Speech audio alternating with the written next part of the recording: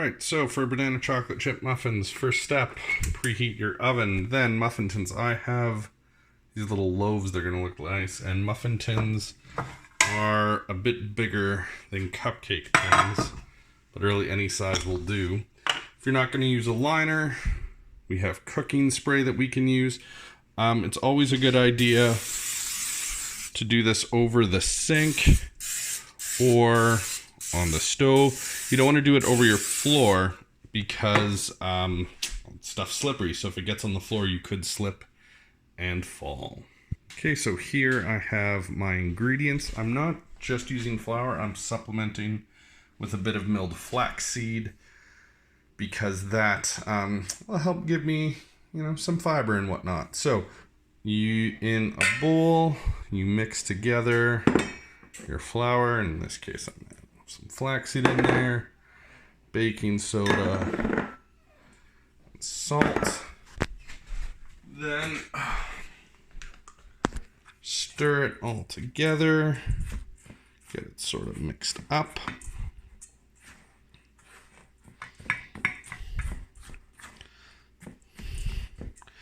Okay, now in my stand mixer, I'm going to put the butter and the sugar. Let's see if I can put this down for a second. 2 hands.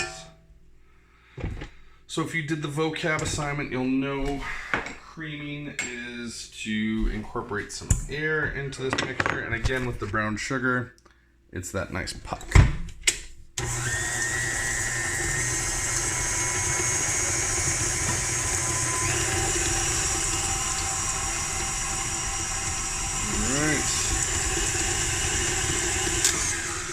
So now we put in our eggs and the bananas. Now, my bananas are nice and ripe, so they won't need mashing. If your bananas are more yellow, you will need to mash them.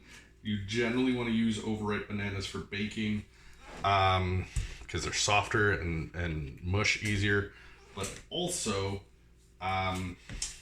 they're a bit sweeter, so it just gives a bit more of a better flavor to the food. Okay. Of course, can be difficult peeling overripe bananas because they're kind of goopy. Oh my goodness. There we go.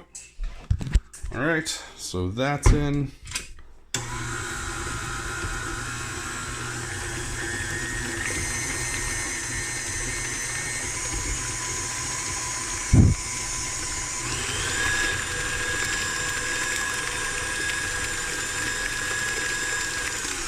So yeah, those bananas just sort of went away. Now, the recipe says add the banana mixture to the flour mixture, but I'm going to go the opposite way. For something like a muffin, it's not the most important. So I'm going to start off slow so that doesn't go fly. The flour doesn't turn into a dust that goes everywhere. And I'll slowly speed it up. Now keep in mind, the coloring's going to be a little different because I have that flaxseed in there, so it already sort of looks, I don't know, speckled. Now, chocolate chips.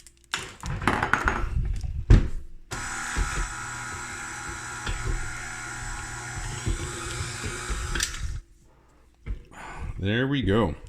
So that's what you want it looking like. Baking soda, right? Yeah, baking soda. All right, so now I'm going to put it in the pans.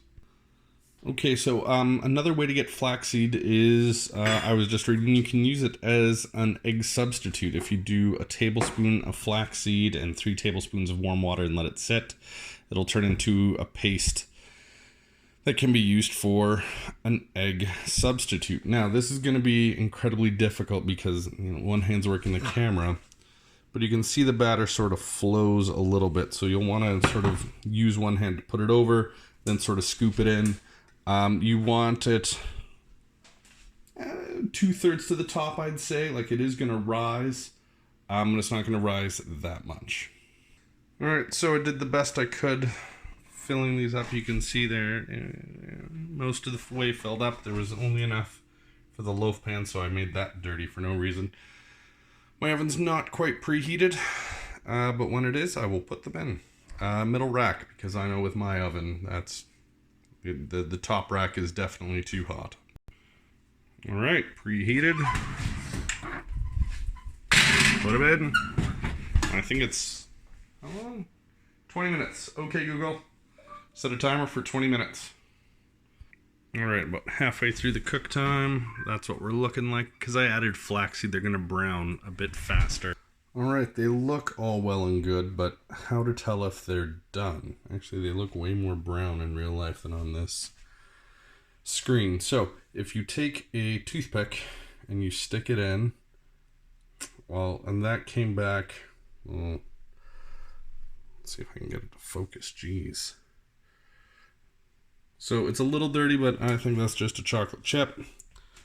So we'll try another one. You just stick it in, pull it out. Oh my goodness. There's a bit on there, so I'm going to do it a bit more. You want that to come out clean, and that can be a little test to see if, I think cakes and muffins are the main thing that's good for. All right, so they baked a little longer. Oh yeah, that's a clean toothpick. Man, this video of this clean toothpick is just off the charts amazing. Stop. All right, so there we go. So now, because they are in a greased pan, you gotta sort of